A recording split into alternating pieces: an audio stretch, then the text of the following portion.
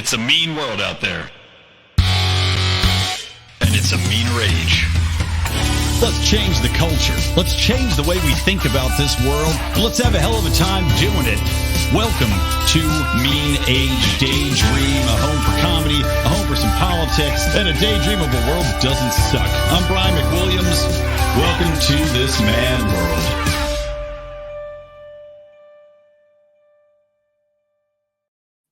All right, I am here with a man who I'm happy to have back on the show, the one and the only Dave Rubin, of course, author, comedian, host of The Rubin Report, and, of course, founder of Locals.com, where, of course, lionsofliberty.locals.com, we're on there, assuredly, is back to join me. Dave, welcome to Mean Age Daydream. I changed it up since you were here last. You have changed it up. I always forget when I talk to you kooky libertarians that I don't have to dress up like this. I could have just gone downstairs and put on a T-shirt like a normal person. Instead, I look like a stuffy conservative. I dressed up for you. I had a T-shirt and I was like, Dave's going to be in a suit. I don't want to look like some animal off the street. I'll put on I bought this shirt in China back when you could go to China and cavort with them before they locked everything down again. God, it's insane what's going on there. Brian, before we start, I know this is your show, so I shouldn't just jump in and mac on you like this, but Please. I feel that I owe you an apology because I left you in Los Angeles, man. We tried together. We tried to free the people. The people do not want to be freed, and you're still there, if I'm not mistaken. I was running after your private jet. Did you not see me on the runway with my luggage, chasing after it like out of an old movie? I'm just thinking, I did see a guy with a shaved head, and I just thought, crazy person. Just threw stuff at me from the plane. God, David, take him out now before he gets a hold of the wheel. Yeah, I know. Well, you seem to be loving life in Miami, though. I mean, have you become best friends with Pitbull yet? That's really what I want to know. I have not seen the Pitbull yet. I have a Pitbull, half boxer. I have not seen Pitbull. Is he a singer or musician, whatever he is? The rapper, singer. The rapper, singer. It seems like he's out and about here, so I should see him. I have not seen him yet. I haven't spent too much time in South Beach proper, though. I don't live on South Beach itself, where it's a little, I'm getting into middle age here. I can't deal with that kind of level of volume. So I'm a little more out in the suburbs. But yes, man, I love it here. And every liberty-minded person should be living in Florida right now. The sense of freedom here is so tangible, and it's so profoundly different than what's going on in crazy Los Angeles, in wacky California. It really is like I live in a different country right now, to the point that I had to go back to LA to shoot a PragerU video, which was about a half mile, their office is about a half mile from where I used to live. And to even go back, I made it very clear to my assistant, I didn't want to, I said, get me in and get me out. I don't want to spend a lot of time there. It's a nightmare there. It was so dirty, like you actually forget how dirty the homeless people. I kid you not. I swear to you, I kid you not. My producer was with me. He can testify on this one. We're walking into the Marriott Hotel on Ventura Boulevard, and there is a man walking down the street with another man dressed as a dog. And they're just walking down the street in the middle of the day. And look, everyone's into some stuff. It's all good. But it was the middle of the day. It's like, isn't this the stuff that happens there, 1 a.m.? But like, it was like 11:30 in the morning. Well, and if you're going to do that, at least ride him around so you can make an argument, a coherent argument. Look, this is just my Uber.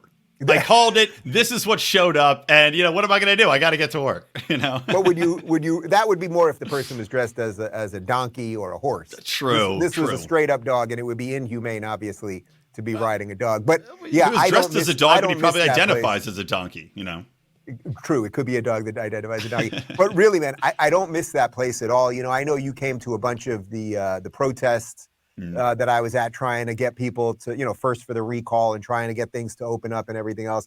And in retrospect now, it feels like a fool's journey in a way that, I really did try the best that I can. And I know there's plenty of good people still trying. But Cali just wants to go down, and too many of these lefties just want to take it down. I think there's many, many reasons for that. Some of them, screwed up intentions, good intentions gone the wrong way. Some of it truly malicious. But I am just loving the free, good life here in Florida. Yeah, I mean, my parents live in Florida. I can appreciate that. And you are right. It is. I never feel good. I mean, I feel good coming back to my family. And I want to tell you, congratulations on your kids forthcoming. I want to talk a little bit about that. But I feel good coming back to my family, but I never feel good flying into Los Angeles. I mean, just coming in the smog and the dirt and the grime, and immediately upon landing, you're just like, ah, it's horrible. I mean, it really is. It's awful, and I'm jealous that you escaped. I will say that. Well, first off, you can escape, my friend. Everyone can do it. At least for now. At least for now, they haven't stopped people from leaving yet. I mean, honestly, I believe they could do that. That's how out of whack with reality this movement is. I mean, that's where this all leads. I mean, what do socialists and communists do? They end up arresting people for free thought. They end up arresting the dissidents and all that.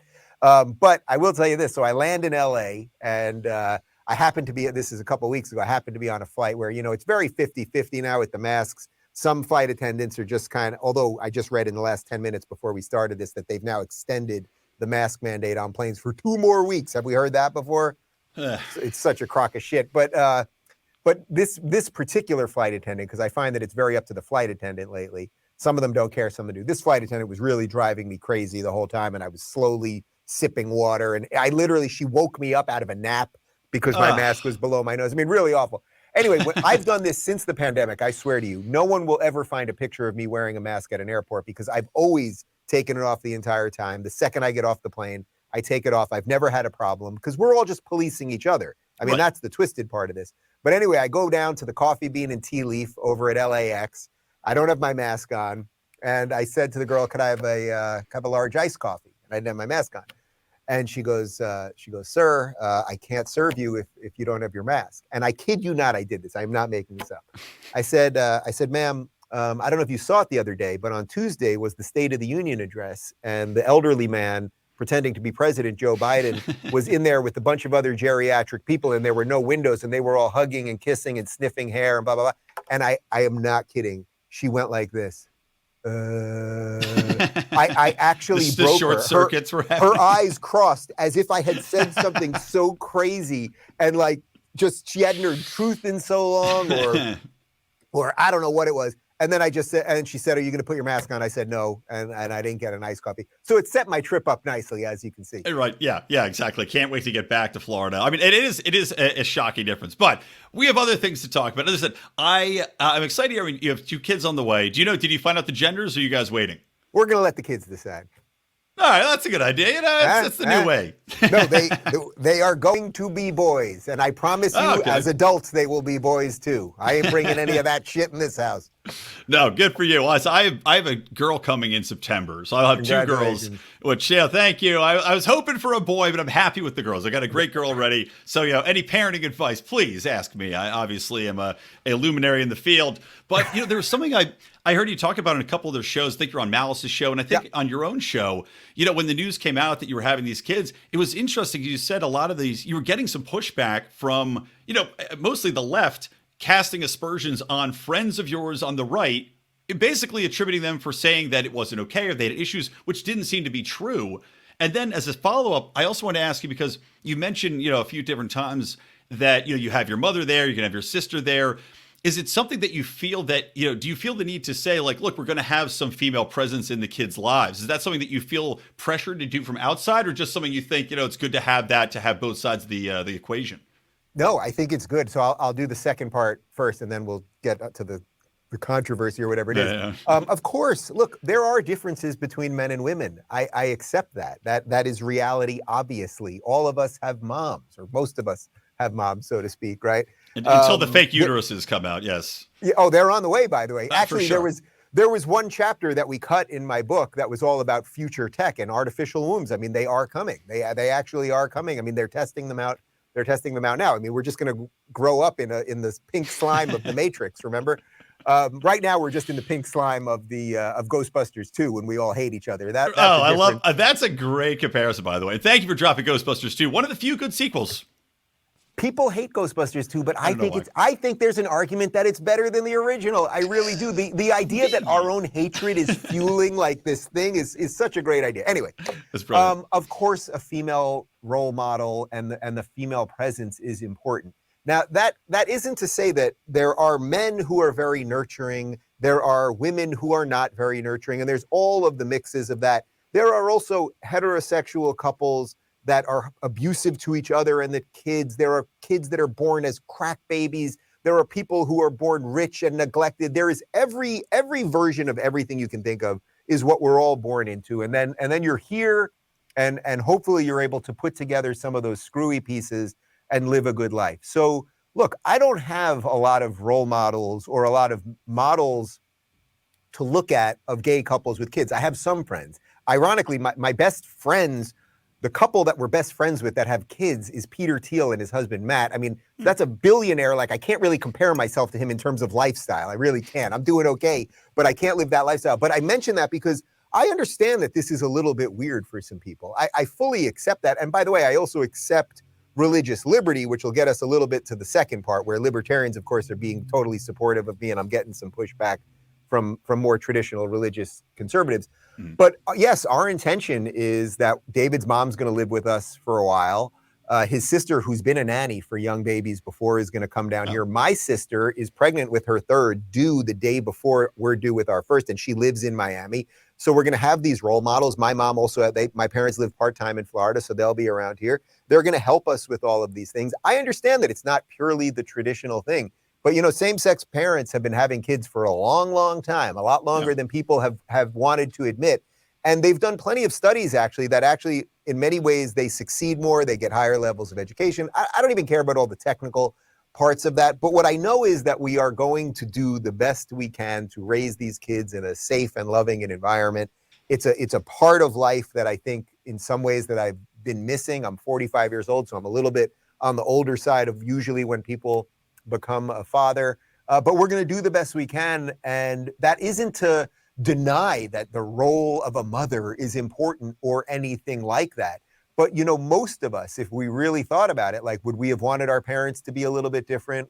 Did we all grow up in the perfect situation? And that's not to denigrate the situation that we haven't even gotten to yet. It's just to say that life is this, I know libertarians get this more than most, but that life is this messy thing. And what you can do is put your best foot forward in it and try to get it. On the controversy part, you know, it's funny. I'm glad you mentioned the part on the liberal side, because I did not get one nice comment from a liberal. Literally not one from any liberal that I'm publicly associated with. Most of them don't talk to me anymore because I'm friends with scary libertarians. You didn't get a card from Don Lemon in the mail, a nice bouquet? No Lemon, no Joy-Ann Reid straight from the mental institution. None of these people sent me anything. I got a lot of hate from the left, all saying, oh, you see, these mean Christians hate you now. And it simply isn't true. Everyone that I'm publicly associated with, and I'm mostly associated, let's say, with conservatives to libertarians, something like that. Everyone that I'm publicly associated with either publicly said something nice, the Blaze, the Daily Wire guys, PragerU, all my libertarian friends, or they texted me or emailed me or whatever it might be. There was some pushback from a couple. I only saw two blue check people, one who I've never associated with, one who I did her show once, who have their own religious opinions on same-sex marriage and then children for same-sex couples. One of them didn't word it in the nicest way. Guess what? They're entitled to their opinion. But then suddenly Forbes wrote an article out of nowhere. Dave Rubin's audience and friends turn on him with a picture of me and Candace Owens. Candace was at my house a week before the announcement helping us pick out strollers. I mean, my audience, my YouTube numbers were the best numbers by about 25% last month than we've ever had. And I'm trying to push all my people to Rumble now. Mm-hmm. So it was complete lie. Now, are there some Christian conservatives? I see this more from, say, Catholic Twitter, and it's usually all anonymous people that are not happy about this. Of course. Now, could they do it nicer? Of course. But it's the internet. But I believe in religious liberty, and I'm not here to make everyone bow to my beliefs. I am here to have individual rights and to respect freedom. And that is a little bit messy. That also goes to something I talk about on the show a lot, which is how do we align this new right thing together? And it's going to be tricky because, of course, there are people like you. You believe in liberty and individual autonomy, and that's sort of your main driver. And that's mostly where I'm at as well. So I want people to flourish, and I accept that there are differences. And then there are more Christian, it's usually Christian, but I don't want to say just Christian because I'm sure that religious Muslims and religious Jews, by the way, are not necessarily thrilled about something like this. But do we all roughly want to live in the same country? That's what we have to decide. I think the answer is yes, and I think there's work to be done there. perhaps some of these people think no, and we'll see who's right. Yeah. Well, I think there's, the whole debate about, single parents, multiple parents, gay parents. TV screens are going to raise the kid anyway, right? So who cares? Robots. What are we arguing about? We're bringing in the robots. Yeah. Yeah. It's funny.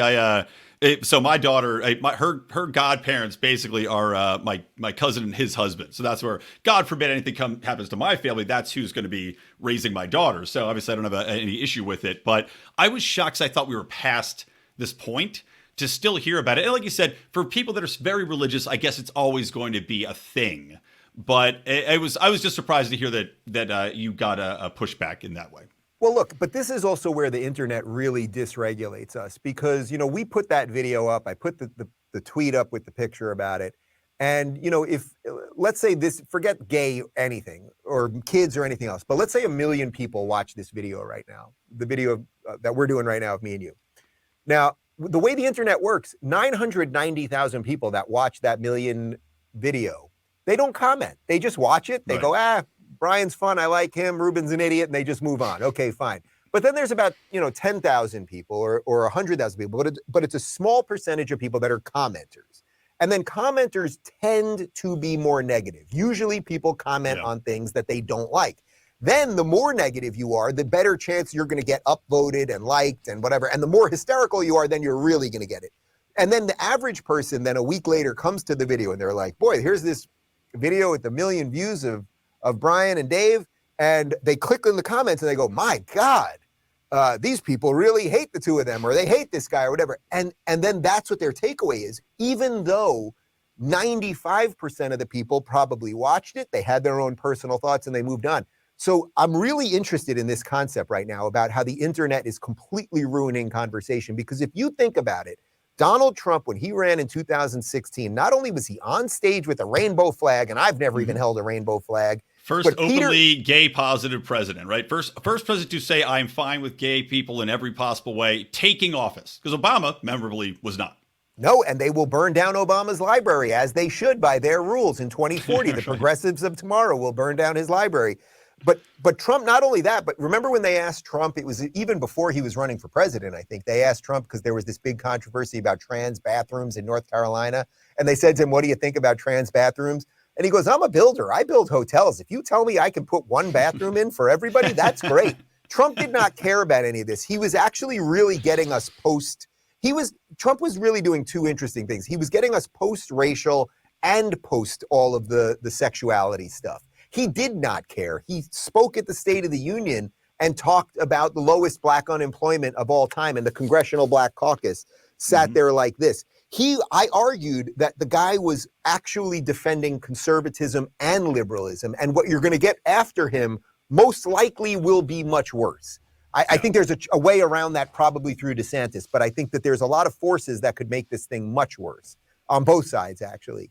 So it's unfortunate because there's some work to be done here, but I do think we are past most of it. I really do. No one that watches my show that was really a fan of mine suddenly was like, oh, now I can't take it anymore, or that. We got so much love, but I get it. I get why you asked the question. The internet whacks people out. You see all the haters. The haters, one of the other things I'm noticing, I don't know if you're noticing this on Twitter lately, the haters seem to be pushed up in the comments. So if I tweet literally anything, I try not to look at my mentions anymore and I filter most of them.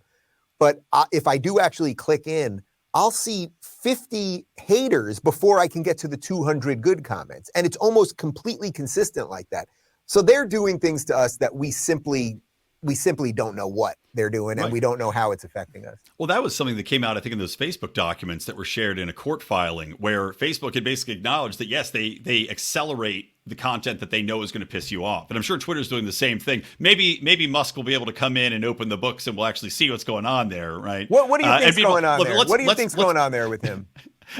I'd like to think that he's actually going to come in and he doesn't want to be on the board because they're saying he can't join the board because maybe then he can have a hostile takeover. That's what I'm hearing.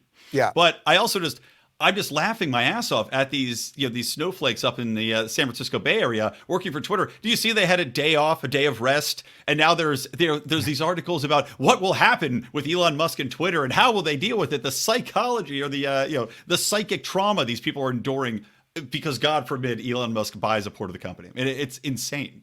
Do you think it's possible? I mean, I've been like exploring every avenue I can think of on my show, but one of the things I'm sort of thinking maybe, I don't know if this is a little conspiratorial, is do you think it's possible that he might have realized that he bit off more than he can chew here? Meaning, so he buys the 9%, and then I get it, to actually take over the company, if you're on the board, you can only get 14%, roughly. It's like 14.3.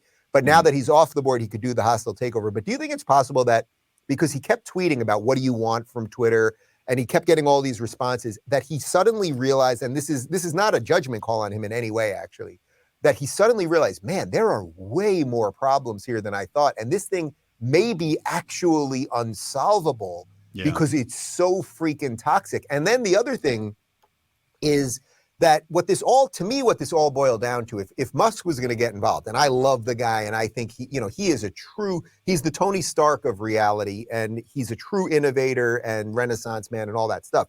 But what it all boiled down to by getting involved in Twitter is, are you going to let Trump back on, right? That we can talk about, okay, I want an edit button. I don't want you to shadow ban, blah, blah, blah. But what it really was about was, okay, Musk, if you're in and you're talking about free speech, this all boils down to Trump. Mm-hmm. I wonder if the powers that be, once he got involved, suddenly, I don't know what pressure to bear. I don't know exactly what I'm saying, but if he was like, man, this is way more of a headache than I anticipated. The reason that I'm not fully sold on that is this guy thinks 10 steps ahead. So, of course, he had to have seen that coming. Yeah, I mean, I definitely think there could be something to that, especially coming about, like, is this even salvageable? Maybe looking at the monetary aspect behind it, Twitter's numbers and their advertising revenues and everything, they may not add up. And that was always a problem with Twitter to begin with. But I almost wonder, too, if Jack stepped back, he was all involved. And I think that he at the same time, and coincidentally also was tweeting out, Mises articles, but he had stepped back. And I think the same thing between the regulatory environment, between the pressure from government, and we know Joe Biden is using social platforms to monitor extremism, right? Instead of doing it formally where it can be challenged in law. So I think that the regulatory aspects, government pressures, and then that model just being, as you said, unsalvageable to the point may have been something that really scared him off. Yeah, I think the other problem is that, once these companies go woke, they end up holding the entire company hostage. Right. So to your point, they have this day of silence, or people don't have to go to work or whatever it is. This is exactly what's happening at Disney right now. I mean, this pathetic, groveling fool. I mean, there's no other way to describe him. Bob Chapek, the CEO of Disney. Can you imagine you become the CEO of Disney, man? I don't know his full resume, but I have no doubt it's a pretty freaking impressive resume through the corporate world. And it's like, you become that guy, the most powerful executive possibly in the country in terms of cultural relevance. They own Marvel, they own Star Wars, they own our dreams in essence. And you're groveling to a bunch of far left activists who are now your masters because you bent the knee, man, and you will never get up. How pathetic. It's disgusting. I mean, and also, think about how many people, like we're talking about these social voices that are amplified, right? We know that the vast progressive left, the people that actually think that the Don't Say Gay bill is truly evil, of course, none of whom have read it, these people are such a tiny minority. So you're basically bending the knee, you're trying to alter culture for a tiny segment of the population. And actually, this ties in because we want to talk about Don't Burn This Country, your new book. One of the topics you talk about in the book that I wanted to hear about, and I was perusing, but I haven't had a chance to read the whole thing yet, unfortunately, is how we can push back against that big left and entertainment, and how they're dominating that, and what you think we can do, because that's something I want to focus on. Politics is downstream from culture. How do we push back? How do we take back the entertainment biz? How can people like us get in with our perspectives without just being trampled on and ignored and locked out? The main theme of the book is the answer to that question is we got to start creating. We got to start separating from these people and creating. I mean, first off, on the separation front, I've actually canceled Disney Plus twice because I canceled it. What brought you back in? Well, so what happened was I canceled it when they fired Gina Carano from Mandalorian. And then I got it again because then when we moved here, my nieces and nephews come over because as I said, my sister's here and, I want the kids to be able to watch stuff, whatever. We got it again. But then I canceled it again after this insane "Don't Say Gay" stuff. But I think partly, so it's two things. It's like we have to separate from these people and stop giving them our money and attention. I talk a bit in the book about the CEO of Netflix, Reed Hastings. This guy has poured an insane amount of money into crazy lefty causes. He was one of the guys, I'm sure you saw these ads in Cali. Every time I opened up YouTube over the summer, he was the one that was putting in all of the anti-Larry Elder ads, basically calling I didn't Larry. know that. Yeah. Wow. So you'd see all of these horrible ads about Larry Elder, that he's basically a white supremacist and a Trump clone and all this stuff. Larry Elder, who was born in South Central LA, son of a janitor, who's one of the most spectacular human beings that I know. I actually can't even imagine a much better person than this guy. He's opening up for you here in LA because I was busy that night and had to pass. Yeah. You better come. Free tickets, man. I'm there. Yeah, we'll send you some free tickets. Yeah, I'm in. But he was funding so much of this stuff and wanted to keep Gavin Newsom in. I mean, that was the whole point. And it's like, all right, well, if you pay the $12.99 or whatever it is for Netflix, you should know that you are giving money to forces that most likely, if you're roughly on our side of the aisle here, are doing all sorts of things to destroy the civilization that we want to believe in. So I think there's two things.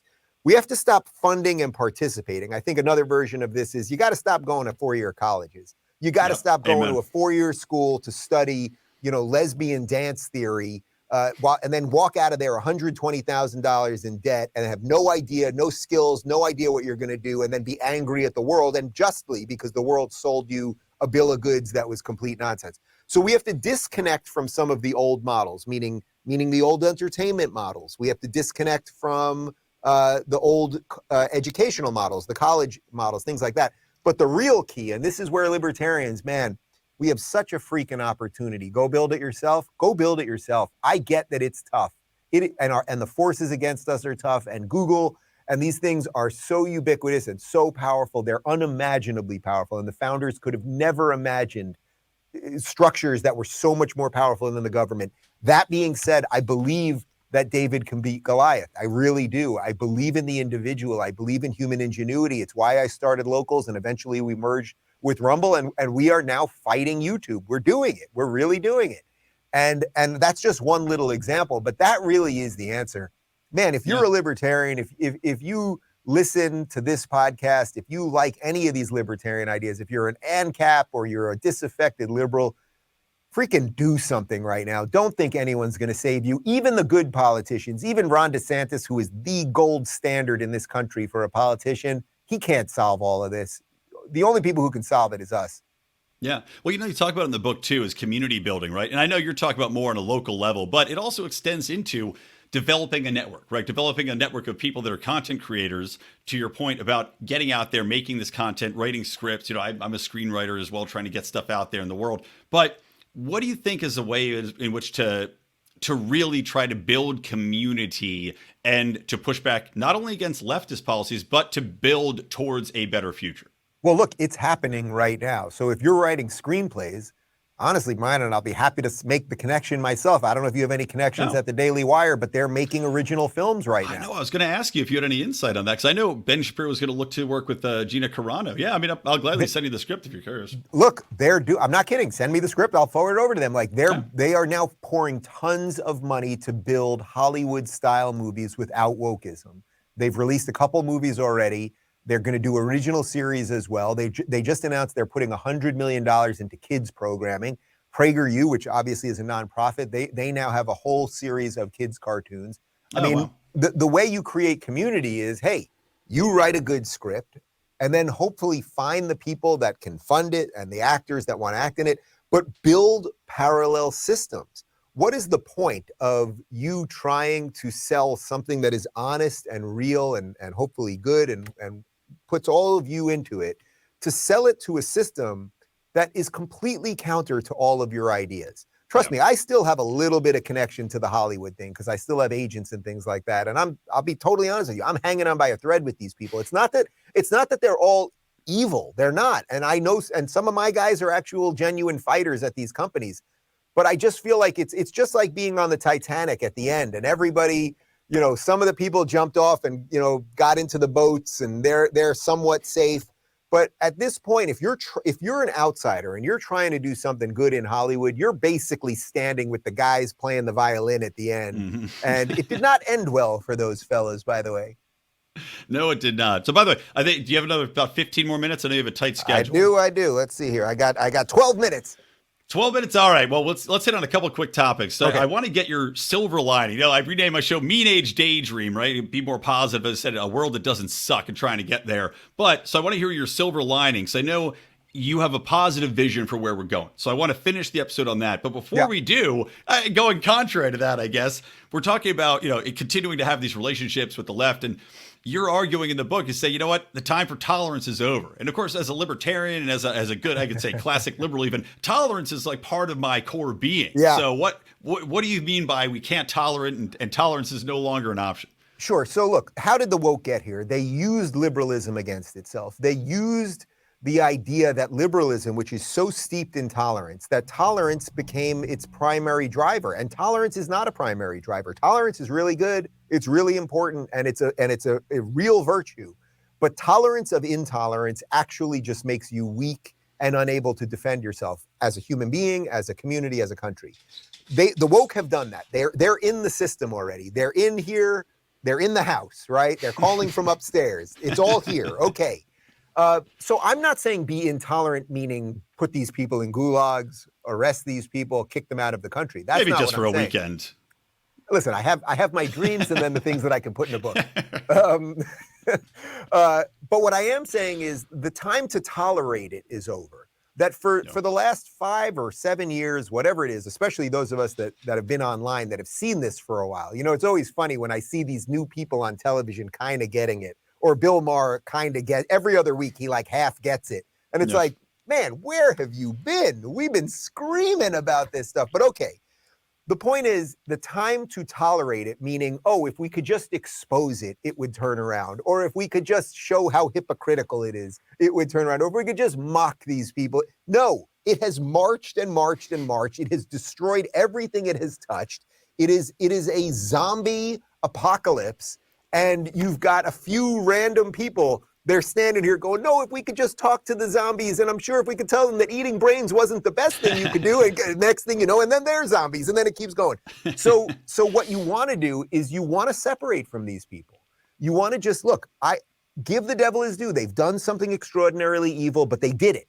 And that's, in the book, I compare this to the alien in the original Alien movie, because the doctor on the ship, he admires the alien. It's killing everybody, but he admires its brilliance and its remorselessness and all that. So you have to give it the credit that it deserves, whether you like what it accomplished or not, which obviously we don't. But then the answer is separate, man. Like if you living in LA, and I get it, you have a young daughter and you're about to have another, and everyone has their own considerations as why they live in places. But if you live in a place that is out of whack with your beliefs, leave. There are places that are not that can still be saved. Florida is the number one place for that. I don't want all the leftists coming here and ruining it, but obviously a guy like you isn't going to ruin it. But you can do that. You can get your kids out of the public schools. Don't think you can save the public schools. There is a series of things that you can do to give the power back to yourself, which of course is the ultimate libertarian belief. And if you do those things, you'll have a chance, because the burning that they're doing is not going to stop. Philly just in the last day announced more masks. As we said earlier, home. I mean, like Rocky, we need Stallone to just show up and punch somebody in the face. You know, Stallone wouldn't have been able to make it to the top of the stairs with a mask on. He would have had trouble breathing. He would have been halfway up, leaning over. Well, it's funny. God, my dog's driving me nuts, banging on my door there. I know the feeling. So annoying. So, okay. So acknowledging that, right? And I would say that I think that even in California, I'm seeing some people after COVID, the Don't Say Gay bill, everything else, they're starting to turn. And this is from my wife's in the commercial furniture design and in industry. And even people that work in these massive design firms are finally, she went to dinner with this uber leftist and she's saying the Don't Say Gay bill is ridiculous, that people aren't understanding it. And she's for what it says. She's against lockdown. So I think we may be getting to the point where people's brains are finally clicking. I pray. Look, that might be, and I hope you're right, by the way. I really do hope you're right. And I've said on my show many times, I will gladly have a mea culpa. If all, look at you, you're blurring out as you're trying to say something very profound. There's something very deep there. What was that Woody Allen movie with Robin Williams where the guy starts going out of focus? He has to get his life in order because he's not in focus anymore. God, I don't know. Something very deep just happened to you there. But I will gladly, if all the liberals wake up, all of the whacked out Californians who have been hit in the head with this progressive insanity, like a frying pan to the face, if they all wake up and they suddenly vote out all of the Democrats and put Gavin Newsom out on the street and they turn back all of this, I will gladly say, boy, I guess I was wrong about that. The liberals did have some sanity. What I suspect, though, is that that's not really going to happen, that the woke leftist who's working with your wife, maybe she'll vote the right way, but maybe not, or she won't vote, or it'll just be too slow. So I'm okay either way, actually, because I live in Florida now. That really is the truth. Like, I would like to see that happen. You know, Callie's got this guy, Michael Schellenberger, who I consider a friend. He's been on my show. Yeah. I think this is a decent man. I don't know why he still considers himself a Democrat, but he's a decent guy. And I just saw he's going to run for governor. No, and he's running for governor. So it's like, all right, let's see. But you know what? Watch what the Democrat machine does to him, and then tell me who the real bad guys are. This is a moderate Democrat, and watch what Gavin Newsom and the machine is going to do to him. Yeah, you know, it's just funny. For some odd reason, it popped in my mind that California is like Thunderdome, and you're now living in like that little utopia with all the kids and Mad Max on Thunderdome, and it's a lovely. Dude, I've got Master Blaster. I got Master on my shoulder. I'm running around out here. I got the big axe and the whole thing. It's great out here. All right, man. So I know you got to go. You're living in shit. You're living in Bartertown. I know, but at least I'm trying to fuck Tina Turner still. Yeah, I think she's alive. So, I love Tina Turner. She is alive. You know, she left America altogether. She lives in Sweden, if I'm not mistaken. Oh, wow. She married her longtime manager. I really love Tina Turner. That's one of the reasons I love Thunderdome. Awesome. And she got the hell out of America, and she's living somewhere in the Swedish Alps or something. Well, see, it's too bad, Dave, that you're having two boys. Actually, Switzerland makes sense. I'll say it's too bad you're having two boys. I'd send you a baby gift instead of a onesie. I'll send you like the chainmail outfit she's got with the football pads, little baby version. Okay, so let's wrap it up. I know, like I said, you end on a high note. You have a positive vision for where we're going. So lay it on me, and then I'll thank you for joining us. Brian, the positive vision is we can do this. Humans have been through far worse than this. This thing sucks, and it's algorithmically charged, and because of phones and tech, it seems like it's endless, and in some ways it is. But what did you just say? They're fighting small amounts of activists. They've tricked us into thinking they have all of this power. But look, Ron DeSantis is fighting Disney and winning. We can beat these corporations. We can beat the bad actors. We have a president with dementia and a woman who I think has brain damage is number two. These people, they're not sending us their best. If we can't defeat a guy with dementia, Kamala with 2 brain cells, and AOC who's a complete moron, then we deserve the fate we're going to get. We can beat these people. We really can beat these people. But just take a little responsibility for your life. And if you start doing that, it doesn't mean you will always do it perfectly. It doesn't mean I always do it perfectly. But if you start doing that and then build some sense of community around that, we can do extraordinary things. I just know we can. Like it's what humanity is all about. Because otherwise, what's the choice? Okay, all right, fine, we're done. They won. I'll see you in Gulag 32C.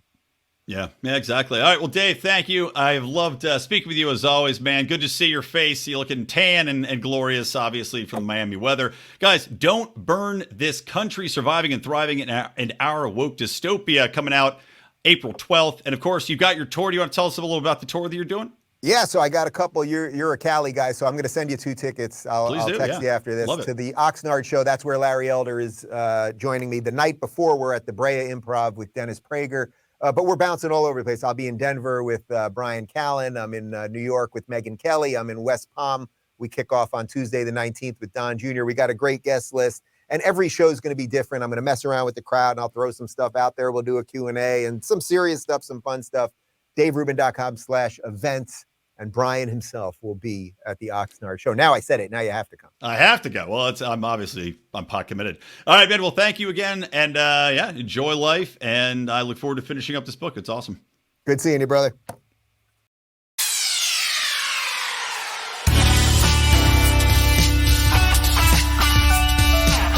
Hold on. The show's not over yet. I got a little bit more to talk about. Things have happened since I recorded with Dave Rubin a couple weeks ago. Had to get that done in the can because I was out of town this week, which is true. I'm in Vegas right now, coming to you live from a bathtub. And the reason I'm in a bathtub is that, number one, I thought it'd be funny. Why not? A little bathtub reporting from your boy Brian. But I had to leave the Sahara, which is where I'm staying for this trade show, the National Association of Broadcasters show. And the Sahara's Wi-Fi just doesn't fucking work. Just it doesn't work at all. Talked to the concierge lady. She was very helpful, of course, between dealing with people's players' cards and making sure that, you know, people get hooked up with the right prostitutes. Obviously, the Wi-Fi and making that a priority to help me was not top of the list. So decided to pop over. Fortunately, my father is staying in town for the same show, and his Wi-Fi works. So figured, what better place to podcast from than the beautiful bathroom in the Wyndham Resorts, the Grand something or other, whatever it's called, Grand Desert. So here you go, guys. A little bit of end commentary. Thanks to Dave Rubin for coming and joining me. That was a lot of fun. I always love talking to Dave and getting some insight, not only into what he's doing politically, but also, of course, into his writing and as a father. Because I think it's pretty interesting what's going on as far as the responses from people, predominantly on the left, and how he's dealing with that. So interesting stuff, thanks to him. But, of course, breaking news. It just happened. Elon Musk has liberated Twitter. Now, we'll see how this looks, but, I mean, the fact that he's in there, he bought the goddamn thing. It's done, right? It's approved. He's already talked about what he wants to do. He wants to open up and make transparent the algorithm that Twitter uses because we don't know how they work. I mean, I'll tell you for a fact, I am 100% sure that I'm shadow banned. I am 100% sure that just like YouTube, you know, the Lions of Liberty, we've got like 6,000, 7,000 subscribers, and it's hard to get anybody to see our videos because we keep getting dinged and demonetized. Now, I don't know for sure what Twitter's doing with their algorithms, but I'll tell you, I feel pretty confident that there's some chicanery going on. So Elon says he's going to open up the algorithms there, really embrace free speech, and allow people to see how their analytics work, how that algorithm is going to promote stuff. And I'm excited to see the change. And it's going to be very sad when there's no change and I get no more subscribers, probably less subscribers. I think it's going to be such a loss to me to be like, oh, I was operating under the delusion this whole time that I was being fucked by the system. And in fact, just nobody likes me. They don't want to hear what I have to say, which probably true. So anyway, that was one thing I just want to comment on. The other thing is, and you know, I'll have more to say on this as this story develops, guys. And next week I'll do a full show, me at home, maybe this is my new thing. You know, Hotep Jesus always eats chicken and whatever the hell else during his shows. Maybe this is my new thing. Bathtub. I just realized my green screen setting is still on. I should turn that off so you can really see. There we go. Now we have a crisp bathroom background. I'll probably crack my head on this fucking soap dish leaning back. It's right behind me. It's paranoid. So anyway, the other thing I want to talk about is, and this was brought to my attention by Stephen Fox, a listener of ours, and you guys might have heard about this, but we're in the midst of a food shortage, right? Global food shortage. We're having issues with supply chains. We're having issues with fertilizer to grow more food because so much of that fertilizer is imported from Russia. We're having, of course, increases in gas prices, which then in turn make it more difficult to produce food, to ship food, to get it through. We still got the backups at the ports, so we're not able to get our products through.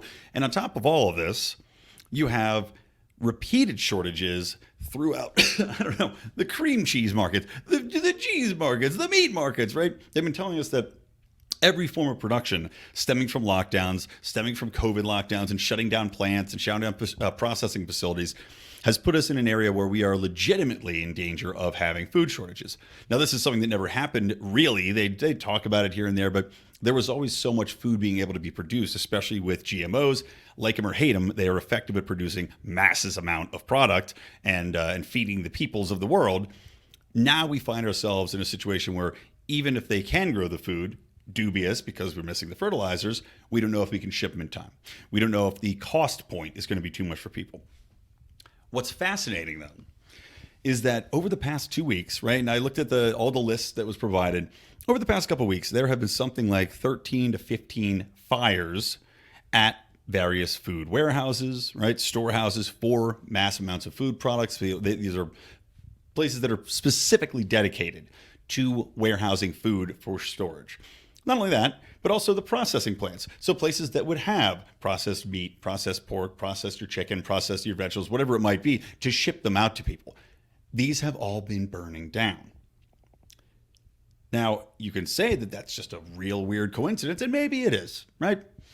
Maybe it's just fire season. I don't know. Maybe if you rub chicken together too fast, it bursts into flame just like sticks in the wilderness. I don't know. I'm not a chicken survivalist. But I will tell you, the timing of it coming at a portion in time wherein we have massively skyrocketing prices, where you have people like Bill Gates, who owns more farmland than any other person on the face of the earth, and always is talking about depopulation and how we have an overpopulated earth and how we have to change things. Interesting that these arsons are happening at food production plants at the same time.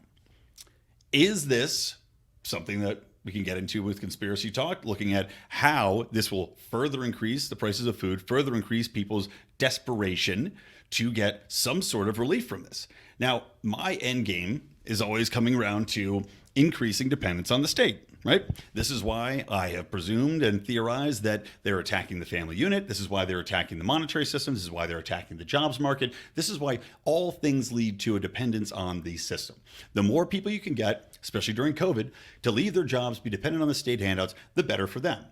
The more people you have in dire straits, the massive problems we have with the homeless issues, the massive problems we have with housing, which is, of course, government caused, because government's the one putting the regulations and the red tape in place and making it impossible to build, and making it so that if you do build, it's unprofitable, thus leading to housing shortages. And of course, because of the tariffs and all the wrangling of the labor market and the wood market and importing from Canada versus bringing from whatever the fuck else, we have massive cost increases in wood, in raw materials, etc. But I digress. Getting back to this arson. Further driving up food prices, further driving up desperation in the population. Now, this can go one of two ways.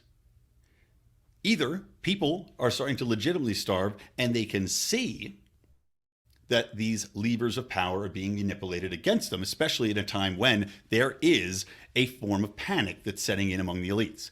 They're seeing power is waning. They're seeing Elon Musk get Twitter and try to go against one of their main propaganda arms in Twitter and controlling the narrative of what people do in the public square. They see this crumbling. They see Joe Biden and his awful polling ratings, like 33%. You have something like the second lowest of all time. They see throughout Europe that people are operating on a different level. Like Marie Le Pen, even though Macron got reelected, Marie Le Pen still got more votes this last time than she had previously. You see Democrats in this country, excuse me, I still just coughed. You see Democrats in this country basically preparing to be bled out in the streets come the midterms because things are so bad in the country. So is this arson the next step to creating such a panic and such a shortage that people are looking to the government for any sort of help, right? The government does routinely stockpile food, corn, rice, whatever it might be. They do stockpile it here in China, everywhere. So maybe this is another beautiful gesture from the magnanimous Joe Biden, just like he released ethanol gas available in 1.6% of gas stations. Does fucking nothing to help any gas prices. But maybe this will be, the government's going to release some food stores. Oh my God, isn't this wonderful? Oh, some frozen chicken for the masses. Here you go. Like in the old times when the trucks would come down the streets and throw bread to the poor. That's one option. Maybe people will say, oh, thank you, magnanimous evil mafia, for giving us back what you've taken from us and from fixing or attempting to somewhat fix the crises which you yourselves have imposed. But of course, we all know that once you have a crisis and you take advantage of that to get this power, nothing can be permitted to go back to what it was. You can't be permitted to go back to the largesse, to the abundance of food that we once had, or else you lose that power. So, will we see more arson? Or a far preferable option, in my opinion, would be that people rise up. People see what is being done behind the scenes. They're seeing that government actors or activists that are related to government actors are being propagandized, are being positioned. I mean, we know the FBI set up these people in Michigan to go and kidnap Gretchen Whitmer. We know that they routinely set up quote unquote terrorist operations. Are we not to believe that on the same level, they couldn't be responsible for propagandizing some activists and helping them along and providing them locations and providing them information on how to firebomb a food processing plant in order to save the planet and reduce humanity's imprint and all this other bullshit. These people are already crazy, just like these people that are leaning into terrorism. This is just simply another form of extremism. Are we to think that the FBI could have no role in this? Don't be naive. That's the point, guys. So, to wrap up the show, I want to remind you we do have the Lions of Liberty Network here. Of course, we've got 3 shows. Mark Claire on Mondays with the flagship show. We've got John Odermatt with Finding Freedom every Thursday. And, of course, me here with Electric Liberty Land, your favorite Electric Liberty Land. Oh, Brian. Mean Age Daydream, the greatest show ever to be held in a bathtub in Las Vegas, sipping on a Michelob Ultra. So, we have a separate feed for each of those guys. You get a little bit of extra content on those. And if you subscribe to the main Lions of Liberty Network feed, you'll still get all 3 shows plus our bonus monthly drinking show and some other tidbits we'll throw in there. So please review, please subscribe, please share the show, and please join the Patreon. I have been neglecting my Good Morning Fuckhead rants because I've been horribly sick with this cough and then out of town traveling, as you know. But I pledge I will be getting back to that. Lost my ability to speak there for a moment. I will be getting right back to that towards the end of this week. So bear with me, Snoogie Woogums. All right, that's it from me, Brian McWilliams, from the Lions of Liberty Network and from Mean Age Daydream. Keep those electric eyes on me, babe, and keep that ray gun to my head. Mwah.